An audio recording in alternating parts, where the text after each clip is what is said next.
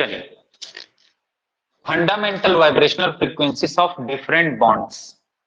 आप इसको बार बार लिख के देखेंगे, याद करेंगे तब याद होगा, ये ऐसे याद नहीं होने वाला।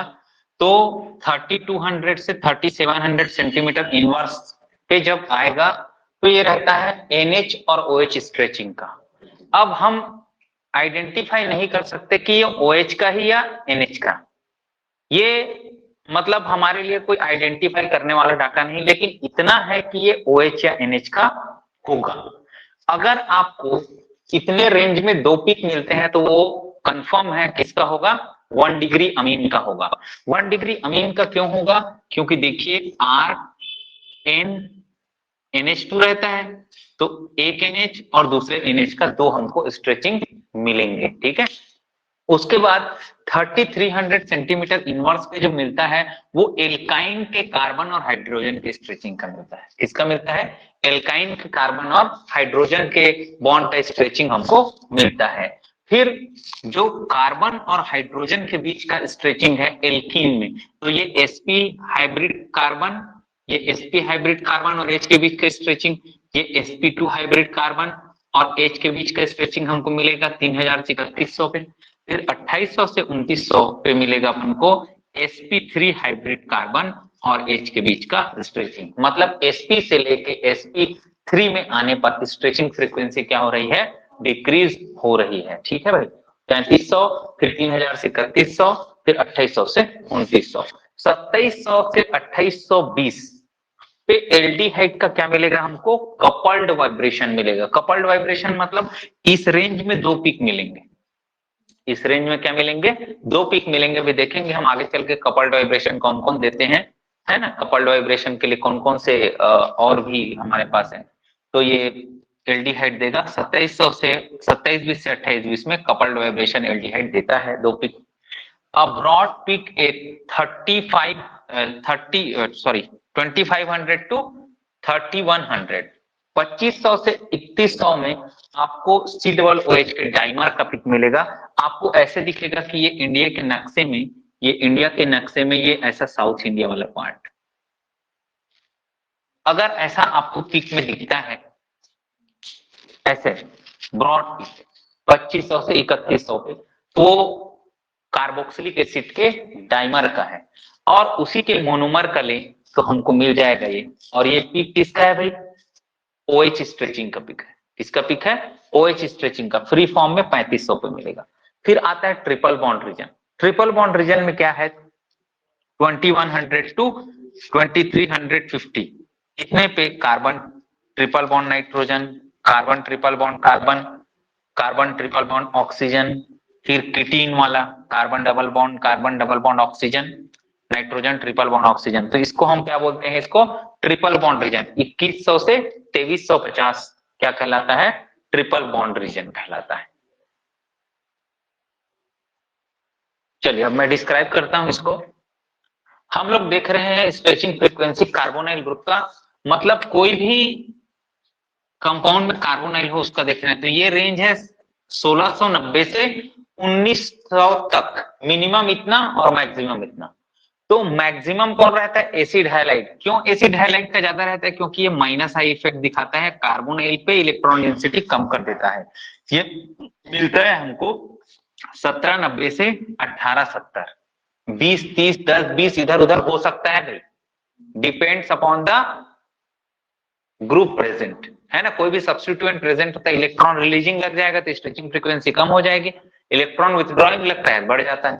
तो ये जो एसिड हैलाइड का आता है 1790 से 1870, फिर एनहाइड्राइड का आता है 18 से 1850 पे और 17 से 1750। देखो जहां पे भी ऐसा दो पार्ट में बटा हुआ अपन को मिलता है, वी बना हुआ मिलता है, वहां पर मिलता है हमको कपल्ड वाइब्रेशन। क्या मिलता है, कपल्ड वाइब्रेशन मिलता है। तो यहाँ पे भी हमको ना एस्टर के लिए, सॉरी एनहाइड्राइड के लिए दो पीक मिलेंगे, 1800 से 1850 पे एक मिलेगा और 1750 से 1780 पे एक पीक हमको मिलेगा। फिर एस्टर का 1740 से 1760, 1740 से 1760 पे मिलता है हमको। फिर एल्डिहाइड का मिलता है 1730 से 1755, फिर कार्बोक्सिलिक एसिड पे मिलता है इस कार्बोनाइल का, वहां पर हम लोग किसका देखे थे, OH का देखे थे। जो 3500 3100 वाला था ना वो किसका था, OH का। तो जो डाइमर होगा मतलब हाइड्रोजन बॉन्डिंग जिसमें होगी उसमें ना स्ट्रेचिंग फ्रीक्वेंसी डाउन हो जाती है, क्योंकि इलेक्ट्रॉन डेंसिटी कम हो जाती है, बॉन्ड बनाने में चली जाती है। तो डाइमर में 1710 से 1730 और फ्री फॉर्म में कार्बोक्सिलिक एसिड का हमको मिलेगा 1740 से 1750। क्या है ये, किसकी स्ट्रेचिंग फ्रीक्वेंसी है, कार्बोनाइल ग्रुप की। फिर देखते हैं कीटोन में मिलता है अपन को ये 17 से 1720 और अमाइड सबसे कम 1690 से 1700, 1690 से 1700। तो कार्बोनाइल कंपाउंड्स का हम लोगों ने देखा कि सबसे मैक्सिमम होता है एसिड हैलाइड का और सबसे मिनिमम होता है किसका, अमाइड का। फिर है 1650 पे कार्बन डबल बॉन्ड कार्बन की स्ट्रेच एल्कीन, और यही जब 3 से 4 पिक आ जाए किस पे, 1500, 1550, 1600, 1650 ऐसे रेंज पे 3 से 4 पिक या ज्यादा पिक हमको मिल जाए तो समझ जाना भैया ये क्या है, एरोमेटिक एल्कीन है। क्या है ये, एरोमेटिक एल्कीन है। फिर नाइट्रो ग्रुप का पिक आता है 1530 और 1360 पे। फिर यहाँ पे देखो वी बनते हुए दिख रहे हैं ऐसे, है ना। तो ये क्या है, कपल्ड वाइब्रेशन आएगा 1530 और 1360। CH बेंडिंग आपको मिलेगा, इस पे ज्यादा प्रोनाउंस नहीं है, ये कानून नहीं आता स्ट्रक्चरल स्टूडेशन के, ये इंपॉर्टेंट है। 1050 से 1300, इसको बोलते हैं हम लोग ये ईथर वाला स्ट्रेचिंग। कौन सा वाला, ईथर वाला। कार्बन ऑक्सीजन, कार्बन ऑक्सीजन के बाद फिर कार्बन रहता है, carbon oxygen, carbon nitrogen, carbon chlorine, carbon chlorine, ये सिंगल बॉन्ड के स्ट्रेच का आता है 1050 से 1350 पे। फिर 960 से 990 ये आता है CH bending in trans alkene. हम लोग बेंडिंग के डाटा का ज्यादा यूज नहीं करते, लेकिन कई बार बेंडिंग का डाटा हमको स्ट्रक्चरल इलुसिडेशन में हेल्प करता है, जैसे कि बेंडिंग इन ट्रांस एल्कीन ये आता है 960 से 990 पे। ठीक है, अब हम लोग देखेंगे फैक्टर्स अफेक्टिंग IR फ्रीक्वेंसीज। चलिए मेरी बात सुनिए, हम लोग इधर से इधर जा रहे हैं, इधर से इधर जा रहे हैं, तो देखना ये क्या लगा रहा है, प्लस एच इफेक्ट। ये दोनों प्लस एच इफेक्ट लगा रहे हैं। ये क्या लगा रहा है, प्लस आर, और ये प्लस एच या प्लस एम भी बोल सकते हैं इसको। ये दोनों प्लस एम लगा रहे हैं या प्लस आर लगा रहे हैं। तो हम लेफ्ट टू राइट मूव कर रहे हैं, तो कार्बोनाइल कार्बन पे इलेक्ट्रॉन डेंसिटी क्या हो रही है, इंक्रीज हो रही है। जब भी कभी कार्बोनाइल कार्बन पे इलेक्ट्रॉन डेंसिटी इंक्रीज होगी, है ना, कार्बोनाइल कार्बन पे इलेक्ट्रॉन डेंसिटी इंक्रीज होगी, मतलब क्या हो जाएगा, हमारा कार्बन और ऑक्सीजन के बीच का बॉन्ड ऑर्डर कम हो जाएगा। क्यों कम हो जाएगा, पाई एंटी बॉन्डिंग में इलेक्ट्रॉन जाने लगेंगे। इससे फिर क्या हो जाता है, इलेक्ट्रॉन ज्यादा होने से क्या हो जाता है, स्ट्रेचिंग फ्रीक्वेंसी हमारी कम होने लगती है। स्ट्रेचिंग फ्रीक्वेंसी क्या होने लगती है, कम। तो देखो एल्डिहाइड है, फिर कीटोन है, फिर सॉरी ये फॉर्मेल्डिहाइड है, एसिटाल्डिहाइड है, कीटोन है, फिर कैसा कीटोन है, एरोमेटिक कीटोन, और ये प्योर एरोमेटिक कीटोन। दोनों तरफ एरोमेटिक है, इसमें एक तरफ एरोमेटिक, इसमें दोनों तरफ एरोमेटिक। तो इलेक्ट्रॉन डेंसिटी जैसे जैसे बढ़ रही है वैसे वैसे स्ट्रेचिंग फ्रीक्वेंसी भी कम हो रही है। तो हम बोल सकते हैं लेफ्ट टू राइट जाने पर इलेक्ट्रॉन रिलीजिंग इफेक्ट पड़ रहा है, स्ट्रेचिंग फ्रीक्वेंसी कम हो रही है। ऐसे ही इस कार्बोनाइल का आता है, हाँ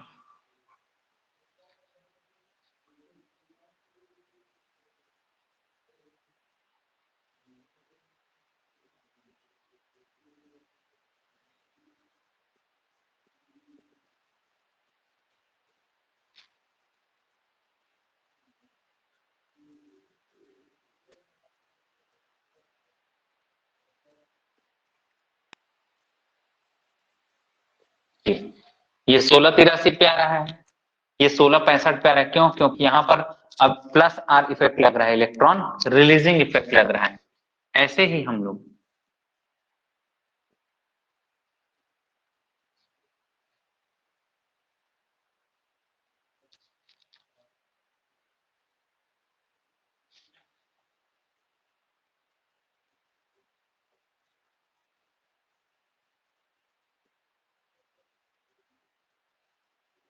ये अब इसको अपन ये आता है 1700 पे, ये आता है 1678 पे, है ना।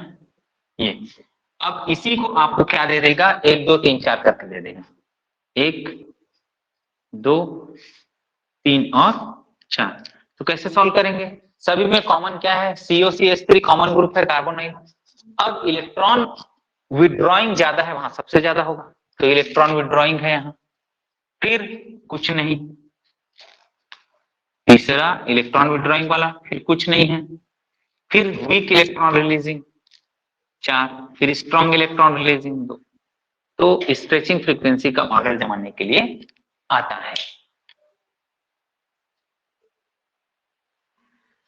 यहाँ पे देखते हैं हम लोग, यहाँ पे ये ग्रुप क्या है, कॉमन है जी, ये वाला ऑक्सीजन इसको इलेक्ट्रॉन देगा, ये कॉमन है ना, ये कॉमन है सब में।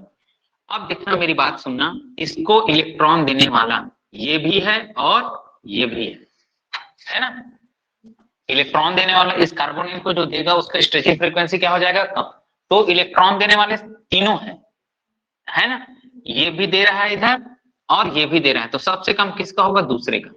अब इसमें देखो, ये इलेक्ट्रॉन डेंसिटी इधर न जाके अब क्या होगा भैया, इधर जाएगा। क्यों इधर जाएगा, क्योंकि इसके पास कॉन्जुगेशन है, तो इसका स्ट्रेचिंग फ्रीक्वेंसी सबसे ज्यादा हो जाएगा, तीसरे का, फिर पहले का, फिर दूसरे का।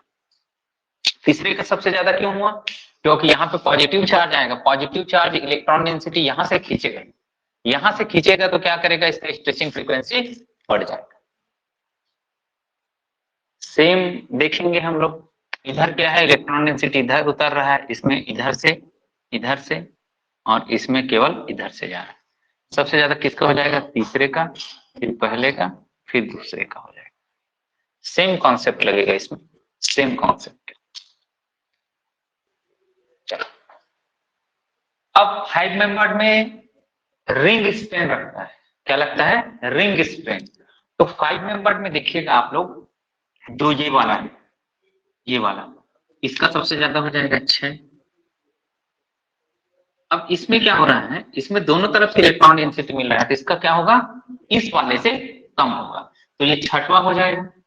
फिर कौन सा हो जाएगा, चौथा। फिर किसको लेंगे हम लोग, तीसरे को, सही। फिर किसको लेंगे, फर्स्ट को लेंगे, किसको लेंगे,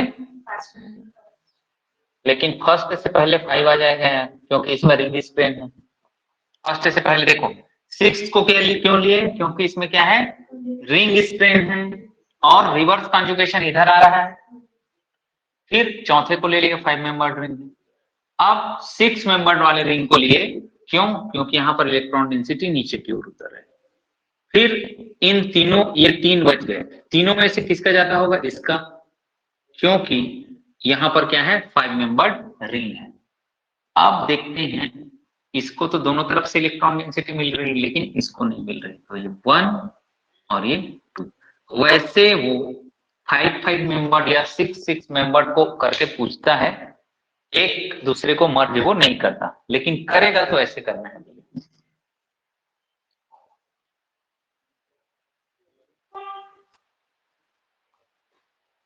1 2 3 और 4 है। इधर देखते हैं, इसका सबसे ज्यादा होगा क्योंकि ये इधर इलेक्ट्रॉन डेंसिटी आ रहा है ना। उसके बाद किसका हो जाएगा, इस वाले का हो जाएगा, क्योंकि इसमें दोनों साइड से इलेक्ट्रॉन डेंसिटी मिल रही है ना। चलो, अब वो तो 6 मेंबर्ड है और 5 मेंबर्ड रिंग में क्या रहता है, स्ट्रेन ज्यादा रहता है। तो देखेंगे सबसे ज्यादा किसका रहेगा, तीसरे का रहेगा, फिर पहले का रहेगा, फिर दूसरे का रहेगा, फिर रहेगा चौथे का, तीसरे का, पहले का, दूसरे का, फिर चौथे का। इसका इससे ज्यादा क्यों है, क्योंकि ये 5 मेंबर्ड रिंग है, यहाँ पर रिंग स्ट्रेन है, इसलिए कार्बोनाइल की स्ट्रेचिंग फ्रीक्वेंसी यहाँ पे ज्यादा है। चलिए अब देखते हैं effect of angle strain. Angle जहां ज्यादा रहेगा स्ट्रेचिंग फ्रीक्वेंसी क्या रहेगी, कम, क्योंकि वहां पर कार्बोनाइल ग्रुप क्या रहेगा, रिलैक्स्ड रहेगा। जहां पर एंगल छोटा होते जाएगा, एंगल छोटे होते जाता है, क्या होते जाता है, रिंग छोटे होते जाता है, और रिंग छोटे होते जाता है तो रिंग की इलेक्ट्रॉन नेगेटिविटी बढ़ते जाती है। रिंग की इलेक्ट्रॉन नेगेटिविटी बढ़ेगी, दैट मीन्स कार्बोनाइल कार्बन पे इलेक्ट्रॉन डेंसिटी कम हो जाएगी और स्ट्रेचिंग फ्रीक्वेंसी फिर बढ़ने लगेगी। तो इधर से इधर जा रहे हैं तो एंगल क्या हो रहा है, कम हो रहा है, श्रिंक हो रहा है, इसलिए स्ट्रेचिंग फ्रीक्वेंसी क्या हो रही है भाई, बढ़ रही है। इसको बोलते हैं effect of angle strain on stretching frequency.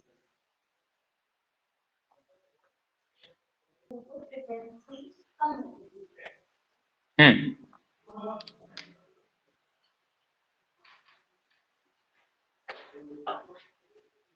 1650, 1660, 1680, इसको याद नहीं करना है भाई। 1780, 2150, हाँ ये याद करना है आपको कि भैया क्या रहता है ना, किसमें कम होता है किसमें ज्यादा रहता है।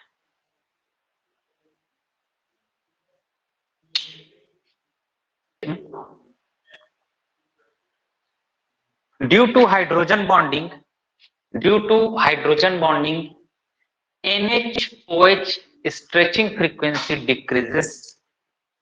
Due to hydrogen bonding, NH-OH stretching frequency decreases around 150 to 200 centimeter inverse. Around 150 to 200 centimeter inverse. 150 से 200 तक उसका स्ट्रेचिंग फ्रीक्वेंसी डाउन हो जाता है। अब यहां पर हाइड्रोजन बॉन्डिंग, हाँ जी, NH and O stretching frequency decreases by 150 to 200 centimeter inverse.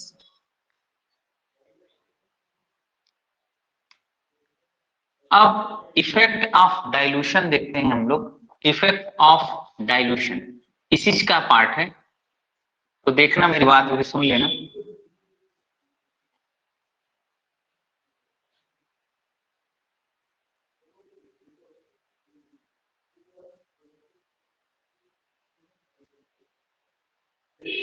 ये आर्थोनाइट्रोफिनॉल है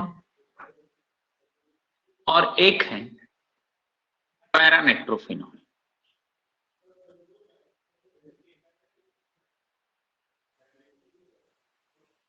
एक है पैरानाइट्रोफिनॉल, है ना। तो आर्थोनाइट्रोफिनॉल मतलब यहां पर क्या है, इंट्रामोलिकुलर हाइड्रोजन बॉन्डिंग, कैसा है, इंट्रामोलिकुलर। और यहां पर क्या है, इंटरमोलिकुलर। क्या है यहां पर, इंटरमोलिकुलर। अब यहां पे देखते हैं हम लोग क्या बढ़ा रहे हैं, डाइल्यूशन बढ़ा रहे हैं।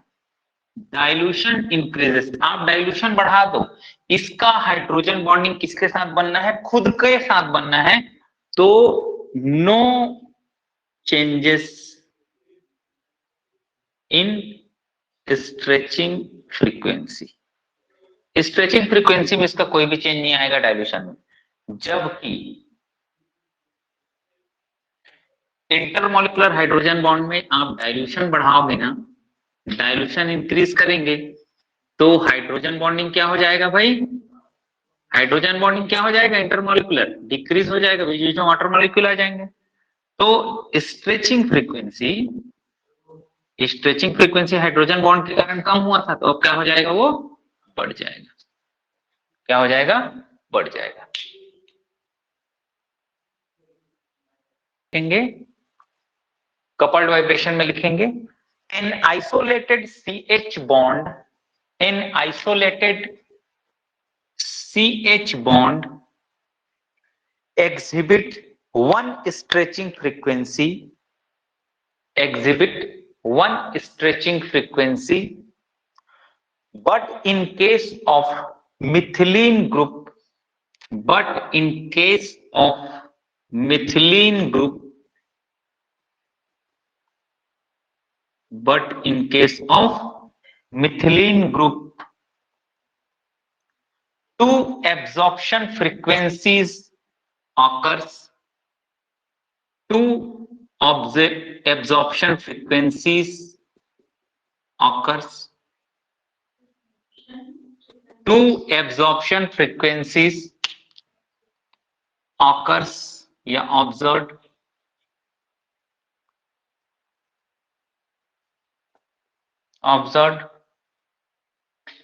Which corresponds to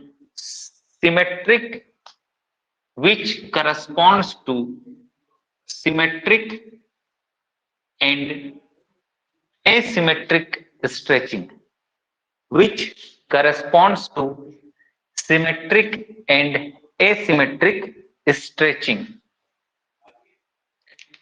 Asymmetric stretching always occurs at asymmetric stretching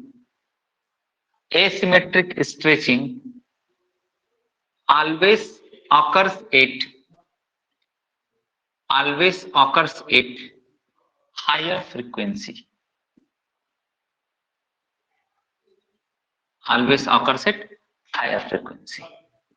तो मैंने बनाया है, देखो, सिमेट्रिक, ये एसिमेट्रिक स्ट्रेच,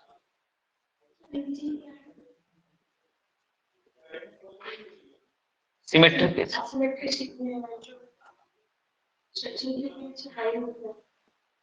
हाँ, एसिमेट्रिक का हायर होगा क्योंकि बॉन्ड डिस्टॉर्शन ज्यादा होगा.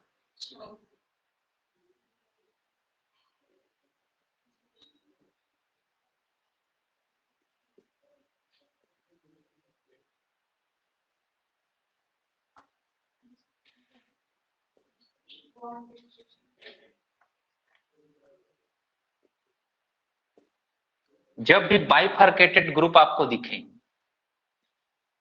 तो कपल्ड वाइब्रेशन आएगा.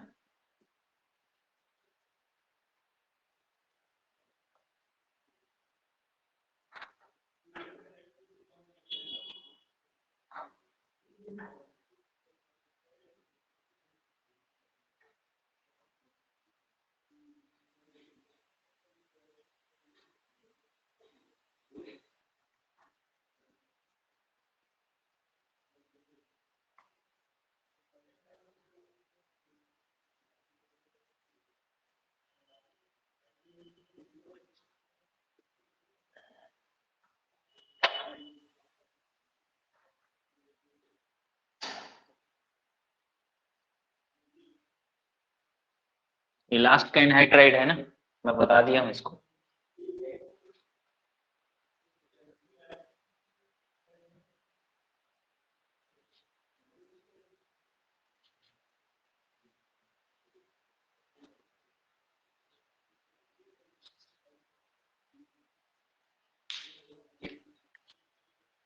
सारे डाटा सेंटीमीटर इनवर्स में है. फर्मी रेजोनेंस लिखेंगे, the energy resonance between fundamental band, the energy resonance between fundamental band and adjacent overtone, fundamental band and adjacent overtone band. Due to this both bands shifted from their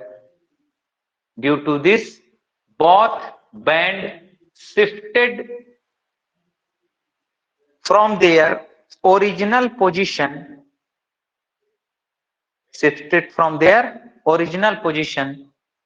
in which one goes to higher frequency,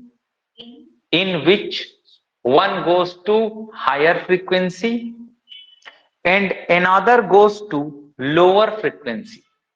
One goes to higher frequency, another goes to lower frequency, and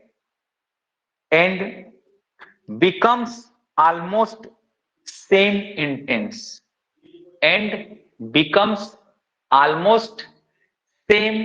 intense, this phenomena and becomes almost same intense. This phenomena is known as Fermi resonance. This phenomena is known as Fermi resonance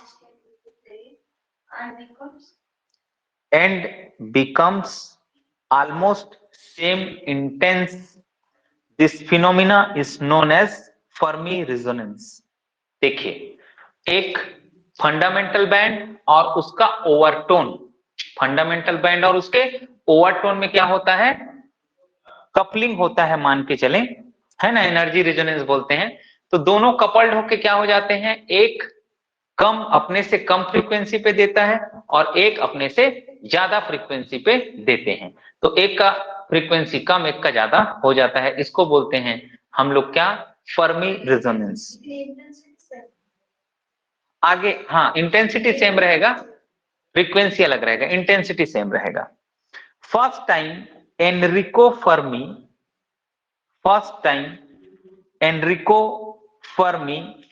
observed this effect. Enrico ऐसे लिखते हैं, लेकिन Enrico Fermi observed this effect in CO2 molecule.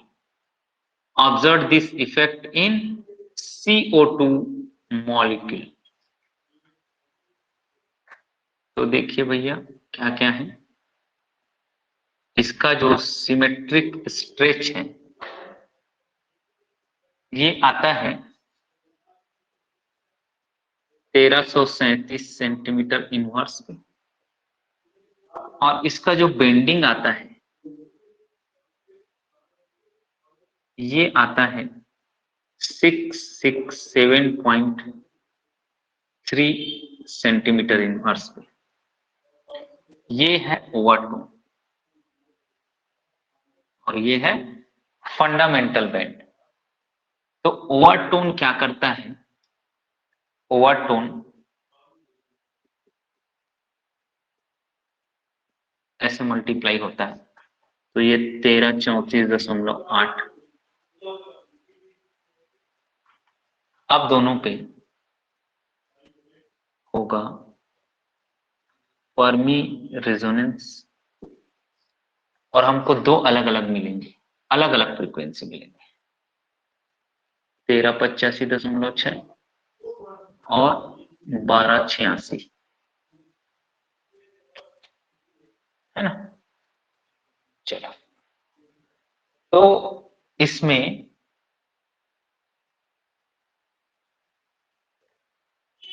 देखो 1286 कैसे आया होगा, ये आया है 1337 धन 1334.6 माइनस 1385.6, ऐसे आता है। कैसे आता है, फंडामेंटल बैंड और ओवरटोन को 2 से मल्टीप्लाई करके जोड़ देना। क्या करना है, फंडामेंटल बैंड और ओवरटोन को 2 से मल्टीप्लाई करके जोड़ देंगे, और किसको घटा लेंगे भैया, जो वैल्यू आया है ये, इसको घटाएंगे, तो एक हमारा मिल जाएगा ये वाला बैंड। ऐसे निकालने के लिए नहीं आता है, लेकिन फर्मी रेजोनेंस क्या है बस पूछता है। अब इनके पिक की इंटेंसिटी जो होती है 1 और 0.9 होता है लगभग। हाँ, ओवरटोन को 2 से मल्टीप्लाई किया।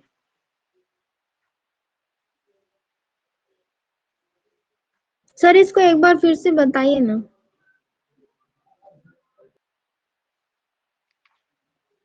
Field effect and steric hindrance.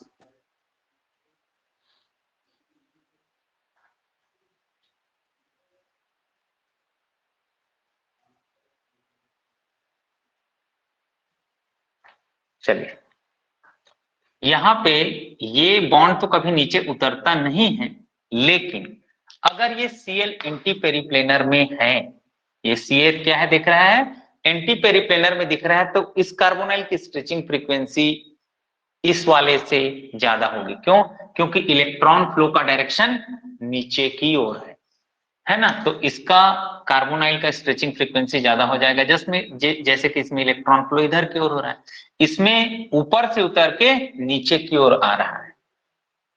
ठीक है भाई। अब स्टीरिक हिंड्रेंस की बात करते हैं हम। स्टीरिक हिंड्रेंस में ये कार्बोनाइल ग्रुप है और ये कोई जी ग्रुप लगा दिए यहां पे, और एक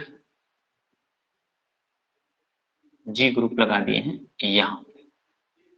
तो कार्बोनाइल का स्ट्रेचिंग फ्रीक्वेंसी किसका ज्यादा होगा? इस वाले का ज्यादा होगा। क्यों? क्योंकि यहाँ पर रिपल्शन होगा ना, रिपल्शन होगा तो क्या करेगा, ये कुछ टाइम के लिए आउट ऑफ द प्लेन चले जाएगा। आउट ऑफ द प्लेन चले जाएगा मतलब इस कार्बोनाइल को यहाँ का प्लस R नहीं मिल पाएगा, इसलिए इस कार्बोनाइल का स्ट्रेचिंग फ्रीक्वेंसी ज्यादा होगा due to steric hindrance, due to steric hindrance.